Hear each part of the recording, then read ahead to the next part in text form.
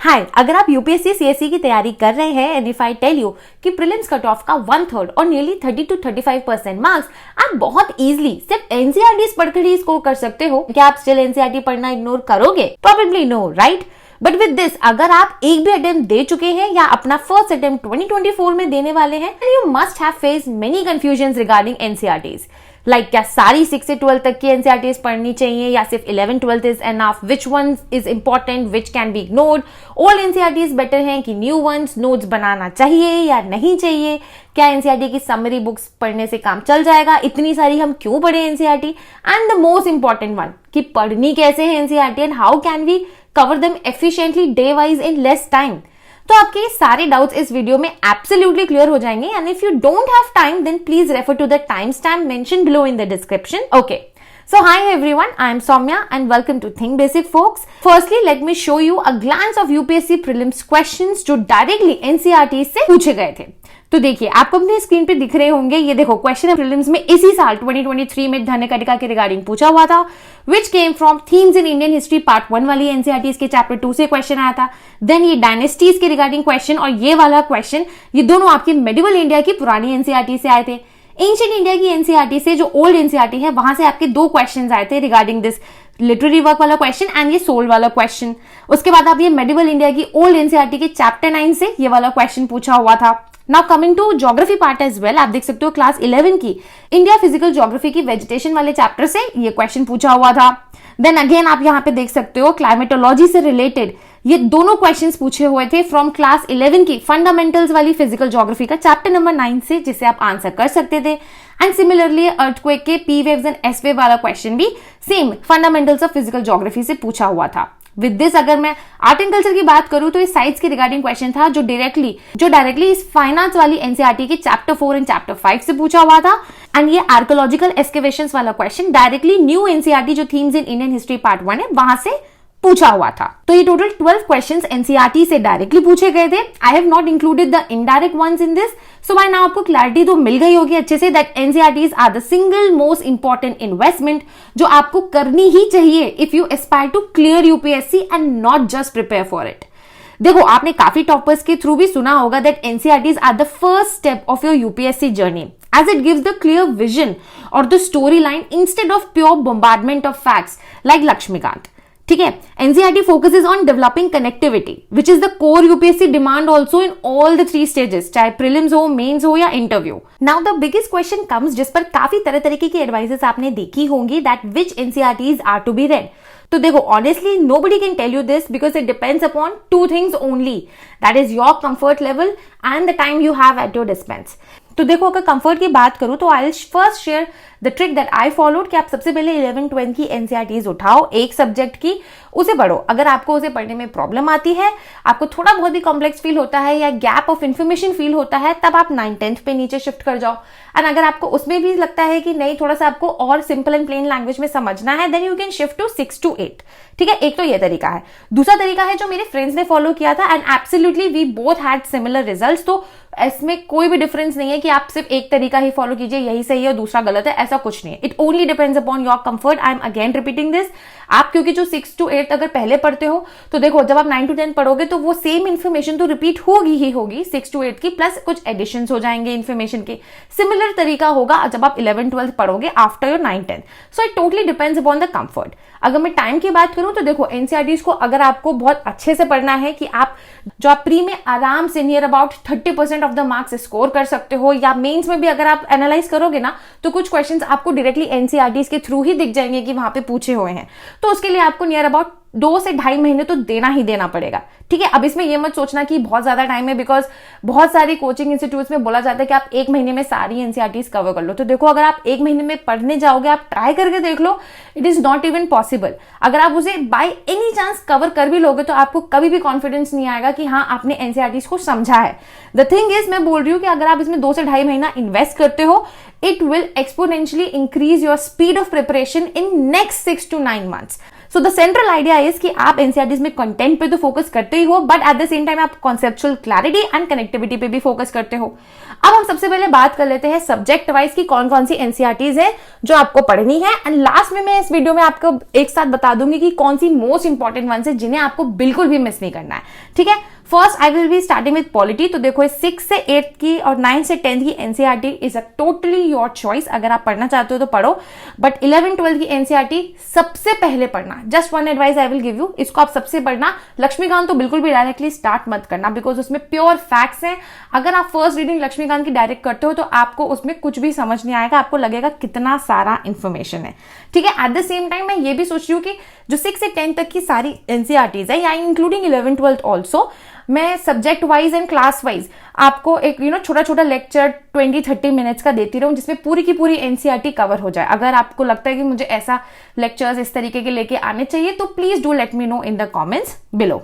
ठीक, अब इकोनॉमी की बात करते हैं। तो इकोनॉमी की एनसीईआरटीज देखो क्लास 9 से ही स्टार्ट होती है। जो क्लास 9, 10, 12 की एनसीईआरटीज है, इसमें बहुत बेसिक्स समझाए हुए हैं एनसीईआरटी के। आपकी पॉवर्टी क्या होती है, ठीक है, ह्यूमन रिसोर्स क्या होता है, इन सब चीजों को आप पढ़ोगे। लेकिन 11-12 की जो एनसीईआरटी है, इंडियन इकोनॉमिक डेवलपमेंट, इसमें आप इंडिया की इकोनॉमिक हिस्ट्री को कवर करोगे पूरा। तो सबसे पहले तो आप ये वाली एनसीईआरटी पढ़िए 11-12 की। अगर आपको पढ़ते वक्त शुरू के ही 2-3 चैप्टर्स में लगता है कि नहीं, you are facing a little bit difficulty, then जो मैंने पहले बोला कि आप 9-10 की पढ़ लो, फिर इसको पढ़ लो।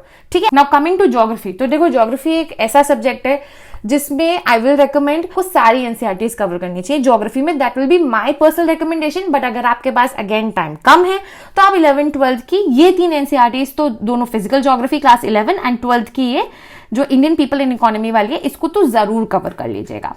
ठीक, now coming to the most controversial subject history, की कौन सी एनसीईआरटीज इसमें एक्चुअली पढ़नी है।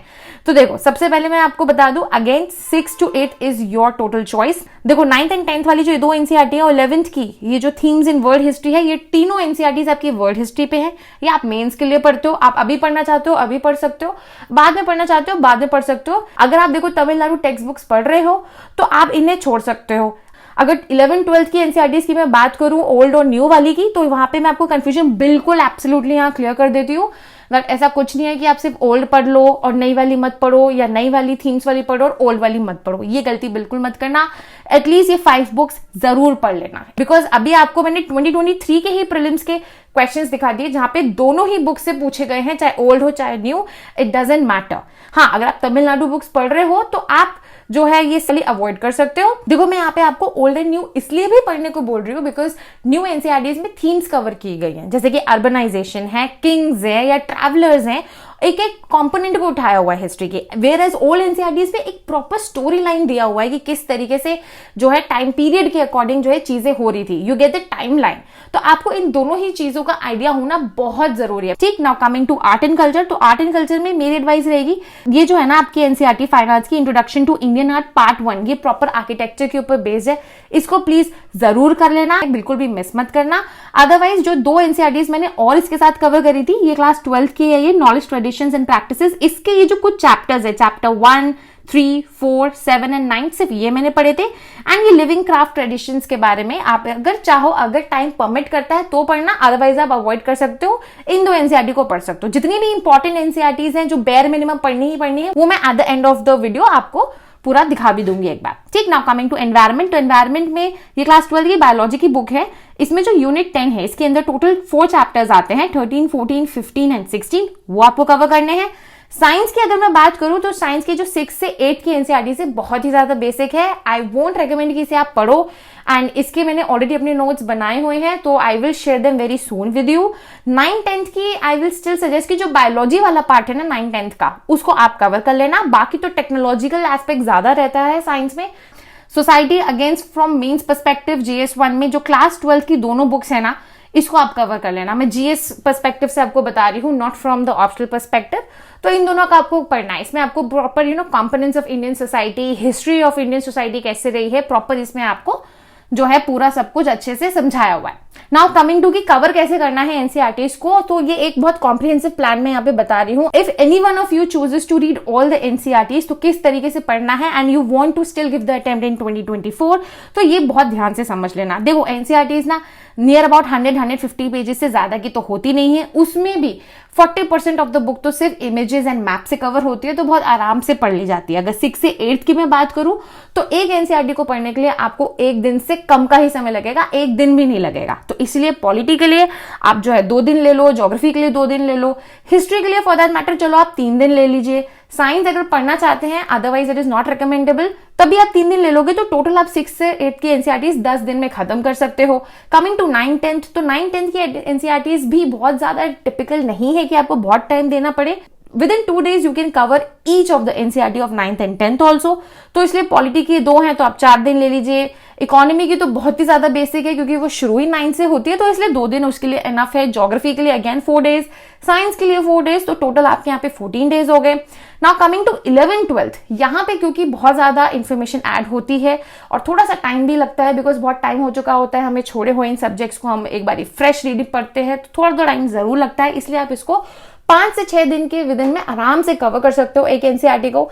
इसलिए पॉलिटी की एनसीईआरटी को जो इंडियन कॉन्स्टिट्यूशन एट वर्क वाली है उसके लिए 4 डेज, इकोनॉमिक्स की जो एनसीईआरटी है उसके लिए 5 डेज। ठीक है, अभी हम पूरी लिस्ट देखेंगे एक बारी और सारी इंपॉर्टेंट एनसीईआरटीज की।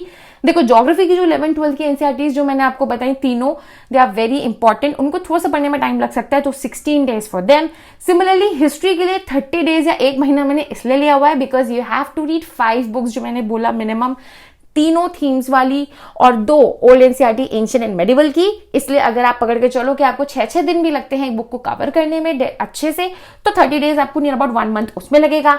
आर्ट एंड कल्चर एक बहुत ही न्यू सब्जेक्ट होता है जो हम में से बहुत सारे लोग फर्स्ट टाइम गो थ्रू करते हैं, तो थोड़ा सा उसमें टाइम लगता है चीजों को समझने में, तो उसके लिए near about 7 days maximum I am telling you. And environment के लिए 1 डे, तो टोटल आपका जो है 63 डेज में ये कवर हो जाएगा। तो अब आप देख सकते हो कि 2 से 3 महीने के विदिन में प्रॉपर आपका सारा एनसीईआरटी का सिलेबस कवर हो सकता है। अब कैसे पढ़ना है, ट्रिक क्या है पढ़ने की, ये समझ लो। एक तो क्लास वाइज नहीं, सब्जेक्ट वाइज एनसीईआरटीज पढ़नी है, इस बात को खास ध्यान रखना। और फोकस आपको सिर्फ एक स्टोरी लाइन और कॉन्सेप्ट्स पे करने हैं अपने एनसीईआरटीज के अंदर। ठीक, इंपॉर्टेंट एरियाज को तो आप हाईलाइट करोगे, वो मुझे बताने की जरूरत नहीं है। The point is her paragraphs का जो क्रक्स है या जो मोस्ट इंपॉर्टेंट चीज है उसको वहीं साइड में लिख लो, बिकॉज ये रिविजन में बहुत काम आता है। अब रिविजन में आप एनसीईआरटीज बार बार तो नहीं पढ़ सकते ना, चाहे आपको 4 एनसीईआरटी भी हो, 6 भी हो या 10 भी हो बेयर मिनिमम, वो आप बार बार नहीं पढ़ सकते, राइट।